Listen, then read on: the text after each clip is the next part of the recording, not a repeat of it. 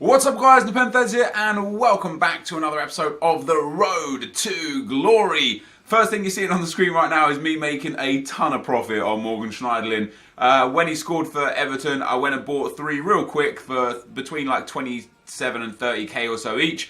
And you'll see on the screen I sold at 55, 50 and 60. Just boom, lovely, very easy, very nice profit. I got in there super quick and made some nice coins. Now, if we could drop a thumbs up on the episode, it would be much appreciated. Yes, the lighting is still trash bags in this video, and I'm wearing a hat. Not because, I actually do enjoy wearing hats, but I don't know, like, I used to wear hats a lot, and people would say, why are you wearing a hat indoors? So then I got a complex about it and stopped wearing hats. But now I'm wearing this hat because my hair is a mess, and I've actually just woken up. It's 10 to 2 in the afternoon. I've been trying to like sort out my sleep schedule, and it's not going well because there's so many better things on late at night than during the day. I actually was I was getting up at like 10 and 11 o'clock the last few days, and then last night the UFC was on, and that didn't finish until 6 o'clock, so I didn't go to bed until 6 o'clock. So even though it's like, oh my god, it's 10 to 2 and he's just woken up, it's not like I'm lazy and I've slept for 12 hours. I've had less than 8 hours sleep. So yeah, there's that to think about, I guess. But anyway, dudes, lots of comments, lots to talk about. Long video here today, live section at the end, about 20 minutes of gameplay. Before we get into all of that, I want to just once again talk about my inability to play FIFA. And there's the first comment we're going to do is also about that. So let's read the comment first, and then discuss some things that I was kind of theorizing last night and so on and so forth. Tom Gilbert says, "You lose through no other reason than the fact your defending is garbage. You lunge in all the time. Your player movement is always to attack the ball rather covering the passing lanes and just backing off." And although I'm not in complete disagreement with the entire comment when we finish reading it, do just remember that unless you watch me live stream, when you watch the gameplay here, you only see what I score and what I concede. So when I concede, you only see those times. You don't see the times where I actually defend well. And one thing to remember from last night, I was playing on the pack-only account, and in the space of 2 games, I had literally made 5 mistakes. Just 5. I lunged in early 5 times in the space of 2 whole games, which I don't think is that bad. Obviously, I'd like it to be no times or just 1 time. But of all 5 times, I was punished and I conceded goals. Now, it's very unusual to concede every single time you make 1 little mistake. But last night, that is the case. But although I don't necessarily disagree, I do lunge in a lot. That's one of my biggest problems, in my opinion, is the fact that I use that B button way too much to try and tackle the ball when I'm way too far away. Anyway, I digress. He says, your attacking is one of the best I've seen on YouTube. Other than the pros, you finish a lot of chances. Honestly, if you played more standoffish defensive game without the aggressiveness, you would hit 34, 35 every weekend because no one would be able to compete with your attacking ability. That's just from my observation. I'm sure you know, and it's hard to change, but you'll be great once your defending is solid. Always a fan of the great, clean, quality content. Keep up the amazing work. And thank you, Tom, for the truthful comment.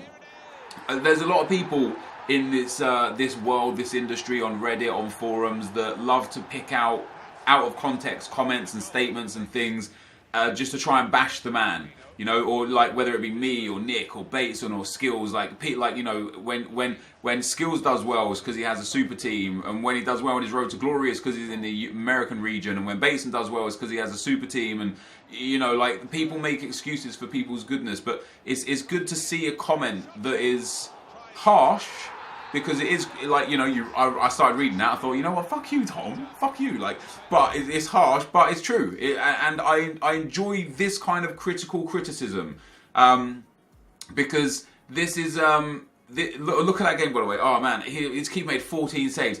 These are the games where, like, FIFA tilts me, right, because that I should have won that game. There's just no 2 ways about it. I was just unlucky, right, I was just unlucky. I'll talk about that a little bit more later on in the video, but, yeah, you know, this kind of criticism is very welcome, because it does like let me know, like, this is what you're doing wrong, specifically through, I like the way, you know, you said through your observations, and you know, you gave some positives with the negatives, and it's a good comment to read, and it will help me grow as a player for sure. One thing that I was doing last night, I was watching Dr. Java play FIFA last night. If you don't know him, he's a PS4 player. He regularly gets 37, 38, 39 wins. And is just generally a really good player. And I watched him carefully, and he actually has a very similar play style to me. He holds a lot of possession. He likes to be constantly in the attacking third. He does a lot of good passing moves. And his play style is quite similar to mine.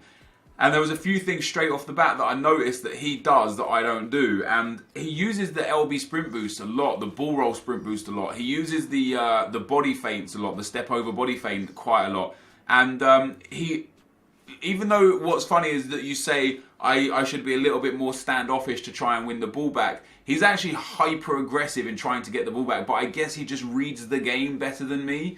Yeah, I was watching Jabba last night, and I took away a lot from that. I looked at what he was doing right, and I was like, oh well, maybe maybe I can apply some of these things to my game. So after this episode here, and we finished 13-7 after our first 20 games, genuinely shocking.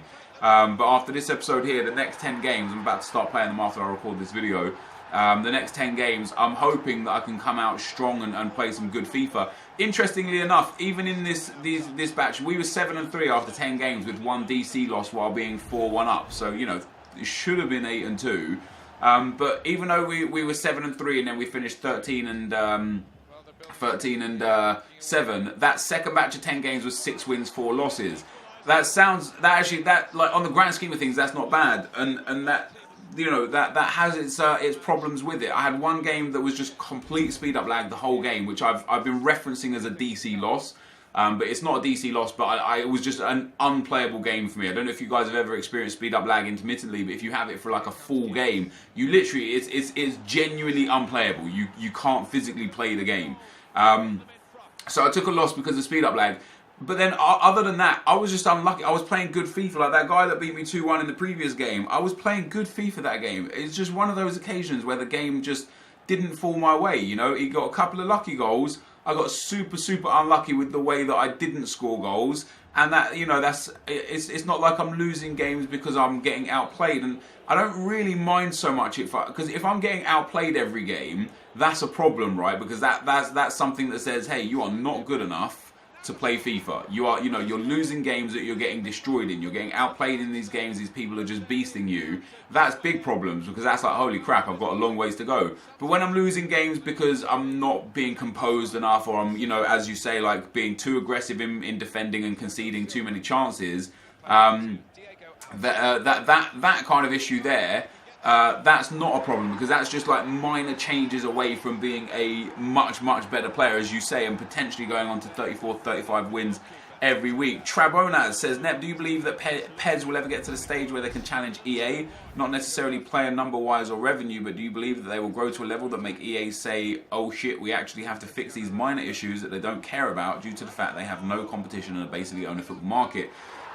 Two things about this, and I want to play devil's advocate about that a little bit with regards to EA. First of all, I don't think PEZ will compete anytime soon, just because EA control basically all the licenses. They buy all the licenses to like own them, like exclusive basically, so PEZ can't get them, and so PEZ are doing the same thing with like Champions League license and stuff, and all in all, it just makes a worse market for the gamer.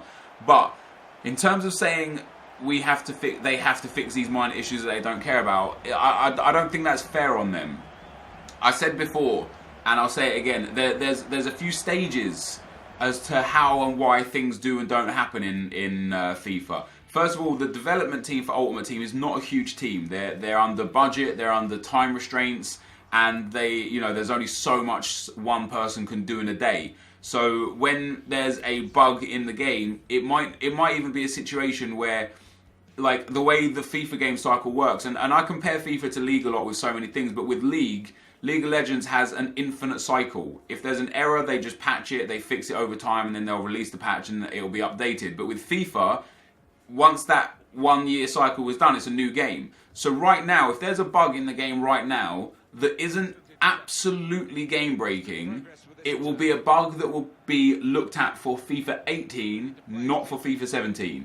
And the reason is because if they come back all the time changing things in FIFA 17, minor things that don't really affect the game too much, the deadline for FIFA 18 will be late, and then people will be like, oh my god, they can't even get a game out on time. Like, so they have priorities. From my understanding is, if there's an issue in this game, it will go on a bug list, and then they'll prioritize the bug list, and they'll try and fix the bugs in order of which they think there's problems within the game. So it's not that they don't care about them and that they're not trying to fix them and so on and so forth. It would literally just be that they can't. And then on top of that, one of the reasons that they don't like openly admit that there's this issue and that issue and so on and so forth is because if you're not a hardcore gamer, if you're a casual player and you don't play foot champs and you don't spam divisions, if you just like play against your friends and not on the team casually, or you play divisions every now and then, or online singles, you try to daily knockouts, generally if you just don't play too much, you're not going to experience and feel the severity of the issues that so many of us feel, right? You're not going to notice those times hardly at all that go massively wrong. So for EA then to come out and say, oh yeah, this is broken, to 99% of the user base that didn't even know that it was broken, it's bad for business at a corporate level. I don't think it's bad for business personally, but I can understand why they think at a corporate level it's bad for business to admit a bug that just most people don't think is in the game, or don't notice or understand or whatever. So for that reason, I understand why they don't just turn around and say this and wrong, because then people are going to be like, again, it's a double negative. The people that hate EA and want them to watch them burn have ammunition to be like, yeah, your game's garbage, this and that. And the people that love EA are going to be reading that thinking like, holy crap, this game's got so many issues, I'm not playing it anymore. And it will be detrimental to their business, which isn't a sensible thing for them to do on any stage. But don't assume that they don't care and they're not trying to fix the bugs. EA on a corporate level just want to make money, right? Packs, FIFA points, sales, game sales, downloads, crates for the games that like Battlefield, etc. EA at the highest level just want to make money. But the FIFA development team, they get paid a salary. They won't make any extra money on top of that. I'm sure they get bonuses like in every business, but I doubt like the more FIFA points they sell, the more money that they earn. The dev team that just get a salary, they love the game and they want to bring you the best game.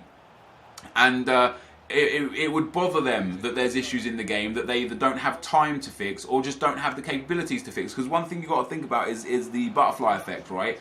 And that's to say that right now passing is in a situation where every now and then you'll make a pass to an obvious candidate, you'll aim your thumbstick to that obvious candidate, yet the ball sometimes deviates. And I actually lost a game in this batch of 10 games where I had Harry Kane in the middle of the field and I had the ball in my defence, and Harry Kane is the only obvious pass choice.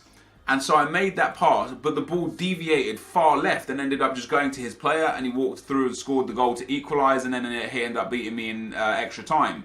Now, for me, that's incredibly infuriating because it was a key moment. If I was 3-1 up or 3-1 down in the 90th minute, that wouldn't have made any difference because it wouldn't have changed the outcome of the game at all, other than just by a goal either way.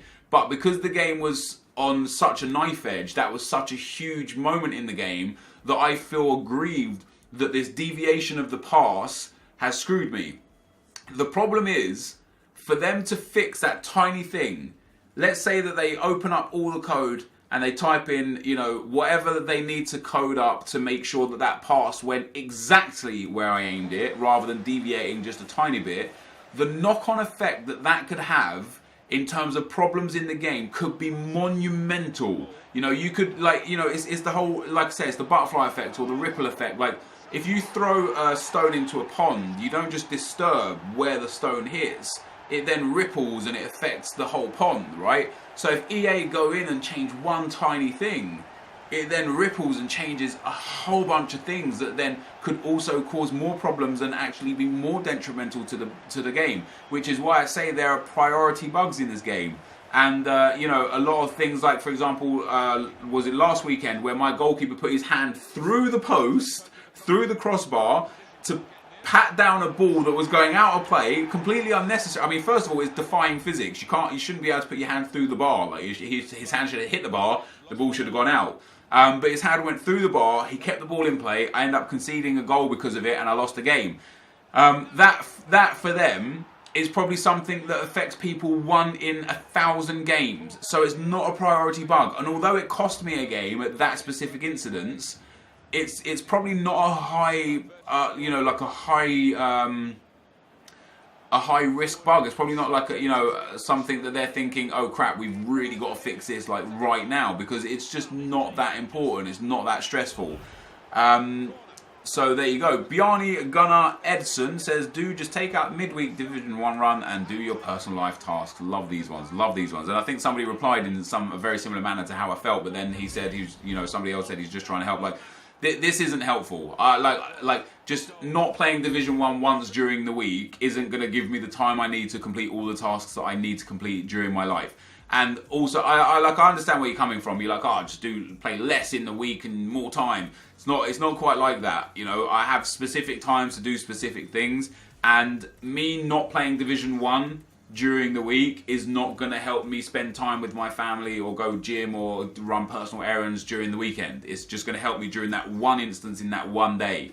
My time management is actually pretty spectacular. I fit in a lot during my days. I work long hours. I do spend time with my family. I do go gym where possible. I try and get in some leisure time where I can.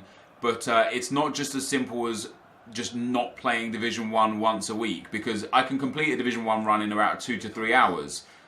So that's the same amount of time that it would take me to go gym. So me not playing Division 1 once through the week doesn't now all of a sudden mean I can go gym 5 times a week. I've got plenty of time for my family every single day. Like, I understand what you're trying to say, but it's just not that simple. And if you don't have if you're not like overburdened with things to do in your day-to-day life, it's very easy to just sit there and say, just do this or just do that. But when you are overburdened with things in your daily life, which I am, and again, I said in the last episode, it's not like physical labor or anything like that. It's not like I'm sitting here like working my fingers to the bone in a physical sense, but it is very like mentally and emotionally stressful and time consuming. And I wake up, as I said at the start of this video, I've just woken up. I wake up most days and start work straight away.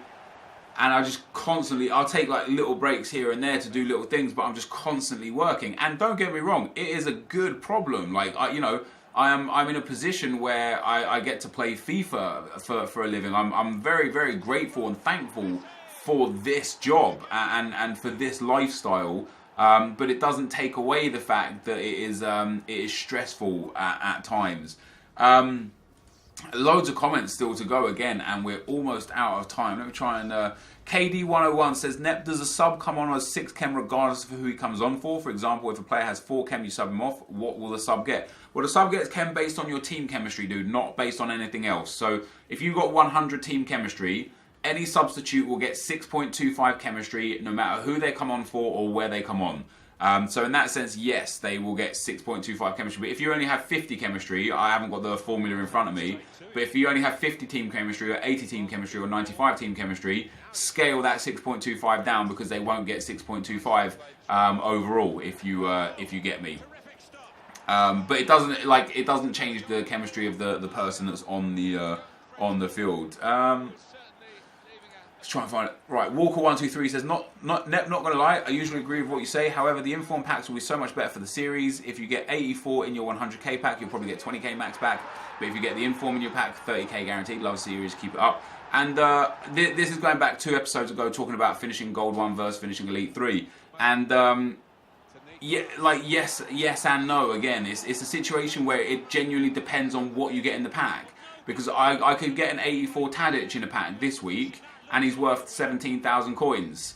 So if I got an 84 and 2 81s, I would get literally like 40,000 coins. Whereas I could open a 100k pack and get a massive amount of players, but also I could also get that inform. I could still get that same inform, and I could get special cards and man of the match cards and legends and hero cards and things that I literally cannot get in the inform pack, if you get me. I'm going to save these comments for the next video, because there's a lot of good stuff to talk about. Now, the last game we come up against, this guy's got a really, really good team.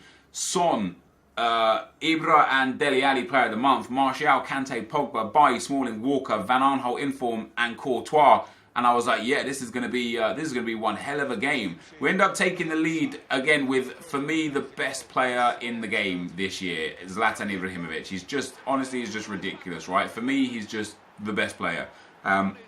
So we take the lead, and this was a tough game. This was tight. This guy gets through. Van Aanholt plays it to his own Ibrahimovic. Heung-min Son back to Van Aanholt, back to Son. Son gets in behind, cuts in a ball. The defence should probably have made a little bit better use with that, but he gets in with Pogba. He dabs on me, and then just a few minutes later, we end up scoring again. So Emre Can here into Eden Hazard. Eden Hazard plays it back through. It goes to Ibrahimovic. Ibrahimovic evades the defender, shoots and scores to make it 2-1. And then this guy quit. And I was just like, wait, what? Like, it's like the 35th minute. I've just made it 2-1. It was quite an even game. I don't know what... I mean, I'm happy to take the win, especially because of how bad things were going for me. But I was very... just crazy that he quit like that. But anyway, guys, this is going to be the end of the gameplay. We are going to go into the live section of the video now. Talk about the account and a few other things. So I will be right back. So guys, after 20 games, we are 13-7. Of course, that is one DC loss when I was 4-1 up. That should just be a win, flat out. But there was one game in there that I didn't lose per se. Well, I did lose, but I had speed up lag the whole game. Like, for me, that's just a DC loss. Do you know what I mean? So, like, I literally could. It was unplayable for me. I may as well have just quit. I don't know why I didn't just quit. It was a hellacious game. So we're 20-13. Interestingly, I'm playing good FIFA. You know, I was what was I? I was 7-3. So I've gone 6-4 in the next set, which isn't ideal. But with that DC loss, that would have been 7-4. You know, 7-3 again. Like 14-6 wouldn't have been the end of the world. That's like I say to you guys. Like my aim is 8-2 for each set. So 7-3, that's only one game away from my target, which isn't the end of the world. I'm actually okay with that. I'm also more okay with the fact that I'm actually enjoying the FIFA that I'm playing. I feel like I'm playing good. I feel like I'm quite calm. Quite like last weekend, there was a couple of games I lost and I got really angry. This weekend, I've lost some games in some unceremonious circumstances, and I've stayed quite chill with it. And I think it's because I'm just done with the getting angry thing. Like I'm gonna get Gold 1 or Elite 3 or 2 most weekends. I'll have a couple weekends where I get a little better and a couple weekends like this weekend where I get a little worse. But overall, I'm in the same ballpark. Doesn't really change anything. I made one mistake up till this game right here, which I've forgot to change since game 1, which I'll explain to you guys in a minute. But first of all, two things. Number one, Weekend League has been extended by 24 hours because of the problems this weekend, which again, it kind of just gives you a little bit of comfort in the losses, because I know the server's been garbage. I know like I've got a couple bad games in there that have been DC losses. And number two, we have hit 1,000 wins. We have bang on 1,000 wins. And there you go, Foot Champions is extended. Due to unforeseen circumstances, we've extended the duration of this weekend's league. You can find the new expiry date in the Foot Champions Hub. The daily knockout tournaments will resume following the completion of the current weekend league. But we've got 1,000 wins. Now, in 2 of the games that I lost today, I was 2-0 up with less than 10 or 15 minutes to go, and I lost them both. And I've lost, I think, of the 7 losses that I've got. Obviously, I've got 1 DC loss, 1 speed up lag loss. So that leaves 5 games. 3 of those games I've conceded in the last minute of the game. And that's fine lines in FIFA. And that's why I'm not too bothered, because I know I'm playing good FIFA. And on another day, that'll be 3 wins. And with the 2 DC losses that were, could potentially have been wins as well, I could be sitting here 18-2. Instead, I'm 13-7. And I'm not really that phased, We've got an extra day now to play the games, which is great. So I will get all 40 games out. Interestingly enough, though, it's likely we'll only get Gold 1 this weekend regardless. I said to you guys at the start of this weekend league, my aim was to go Gold 1 this weekend league just to give myself a bit of a break and release the pressure a little bit. And if I have the same second 20 as I did with the first 20, I'll only finish with 26 wins anyway. So I'm probably I'll be lucky to get to Elite 3. I need 16 wins to get to Elite 3 from the last 20 games, so I do need to go 8-2, 8-2 to get into that Elite 3 bracket. Whether or not it can be done, I don't know. I'm just gonna spread my games out nicely over the next 48 hours. I'm gonna do 10 games on Sunday, 5 in the morning, 5 in the evening.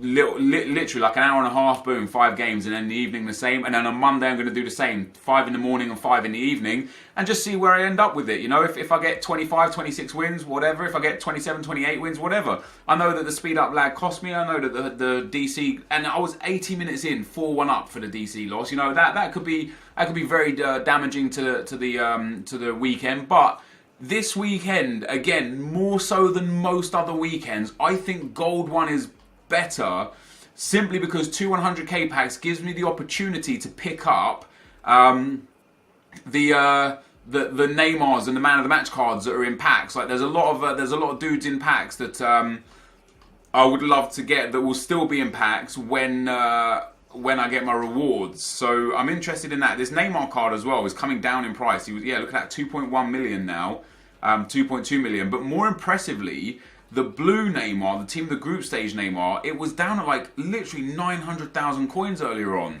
And I looked at that and I thought to myself, you know what I could do with that? It's 1.3 there, 958 for the inform Neymar. I could easily buy the team of the group stage Neymar, sell Ronaldo, and buy team of the year Andres Iniesta. And that would be a pretty fun team to have. Anyway, I got 1,000 wins, 35 draws, 323 losses. Of course, of those losses, there's like 5 or 6 losses. Like, I'm not trying to justify my losses, right? Because I think this is a fantastic record, specifically this year in Foot Champs. But I've got at least, I think I've got 9 disconnect losses altogether now. I've also got a whole bunch of losses that I've taken through playing other YouTubers just for fun whilst experimenting and practicing. And I've got at least 3 or 4 losses where I've just given people wins on purpose because, like the other day on stream, I got to the final of the daily knockouts and I just gave the guy the win because I felt like that was a fun thing to do. Now, as I say, I changed one thing in my squad. When I played AA the other day, and he said that he was trying something with aggression, and I literally just remembered it, literally just now. I've got my aggression to 90 because he said that I think that Rafifa guy that won the Miami regionals, he plays with 90 aggression. So I tried it in my games against AA and never changed it back. And I'm not saying that aggression being 90 or aggression being 30 is the be all and end all of winning or losing games. But maybe one of the reasons why I conceded late goals is because my players are still hyper aggressive when I want them to be super passive and just playing a safe game. It could genuinely be an issue. We'll go into squad 2 as well, and I don't know if I put it on this one because I just played A on the one squad. So it might be a situation of, well, I've got 70 aggression here. I don't know why I put 70. Maybe I tried something different. But yeah, I'm going back to 30 aggression on each of them. That's just where it suits me. That's my style of play. I've been quite impressed with Asensio. I sub him off quite a lot, but when he plays pretty well. And Harry Kane, he did score for me, by the way. I think he scored 2 goals in that game that got forced disconnected. So that when you get a disconnect, it doesn't count as a goal, right? The stats don't count. It just counts as a game, no stats. So he has scored, but he's an interesting one because he gets into good shooting areas. He just shoots really weird. He puts his foot sideways onto the ball, and I know like you can't really visualize what I mean, but I don't know. He strikes it like I've never seen any other player in FIFA strike the ball. That being said, he's a beast in midfield. He's big, he's strong, he wins a lot of aerial balls. He's good to pass with. As you can see by his passing, is fantastic, and I've got engine on him as well. He's nice and quick. He's got high work rates. His stamina is fantastic. I know a lot of people suggest that me having attacking-minded midfields could potentially hurt me. But in this midfield, I usually bring on Nainggolan quite quickly, so I do have one defensive-minded player. And in the second team here, or the first team, whichever way you want to look at it, I have Emre Can, who's a nice defensive-minded player as well. And Harry Kane has high work rate, so even though he doesn't have the best defending stats, he actually does track back very nicely to get in. I'll show you the player stats of these dudes. Martial started off really well for me, but kind of fell off. We've got 854 games now with Eden Hazard.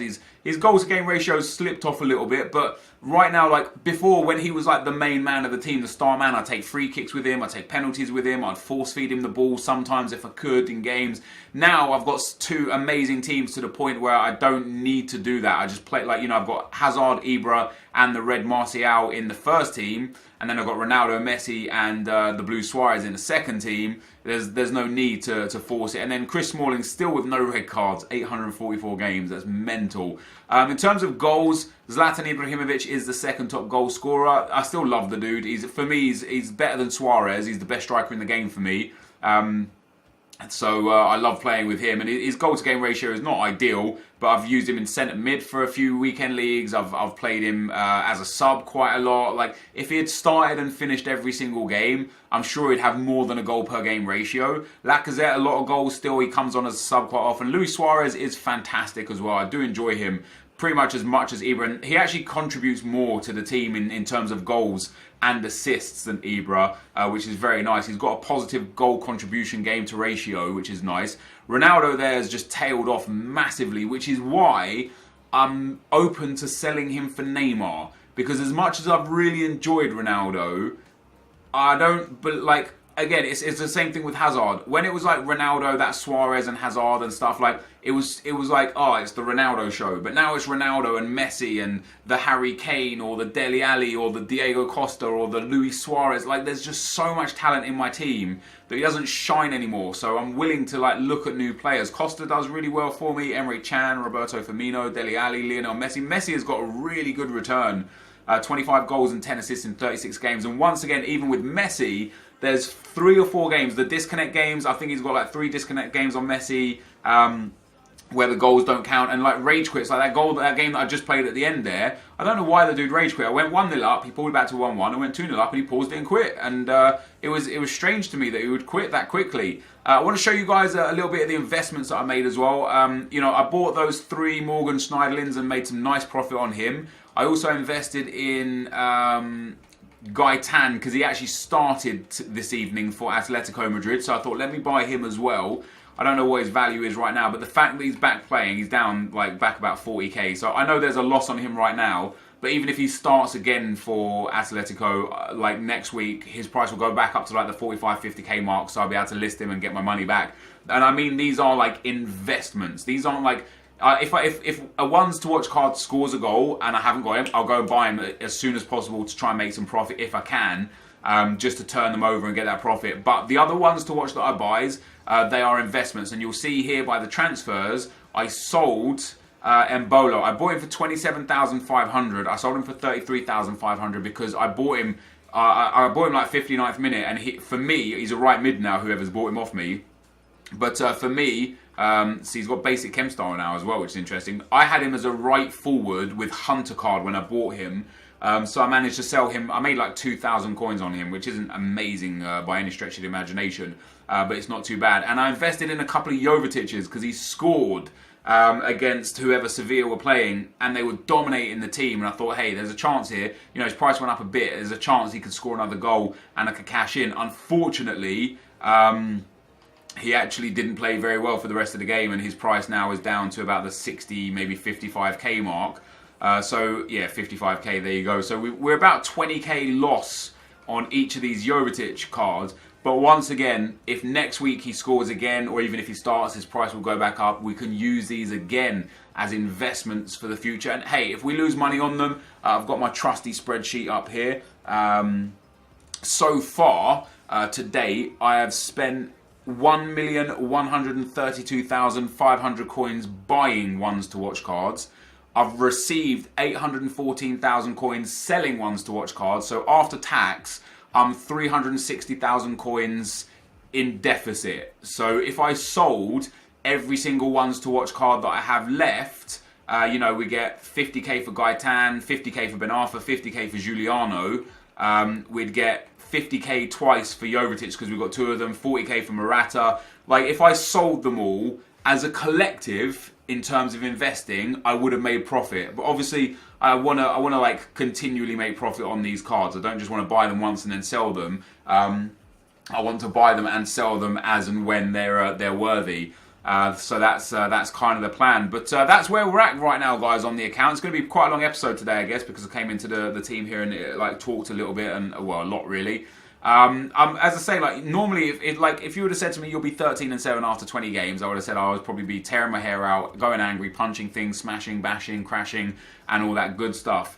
But I actually haven't, because like I say, like I was watching a guy today, one of the Swedish pros, and he went 40-0. And he was 2-0 down in a game with like 15 minutes left, and he was still just so calm and just playing his game. And do you know what? He pulled that game back. He went to extra time. He ended up winning it, and that was him. So I'm trying to, like, it might cost me some games throughout the weekend league, and it might cost me some games in general, but I'm trying to just keep my composure so that even in the games where it's a tough game and I'm behind, I can sit there and say, hey, don't worry, just keep playing your game, and if the goal comes, it comes, and if it doesn't, just know that you played the best that you could in that game, regardless of winning or losing, other than getting angry at the game and then turning around and going, damn man, if I'd have just played to my best, I might have been able to get back into that, you know? So I want to leave out any opportunity of it being like a game of chance. Interestingly though, you guys will see, in quite a lot of my losses out of these 20 games, De Gea has made either 0 or 1 save. I'm literally in a point where I'm conceding nearly every shot that I'm suffering in the games that I'm losing,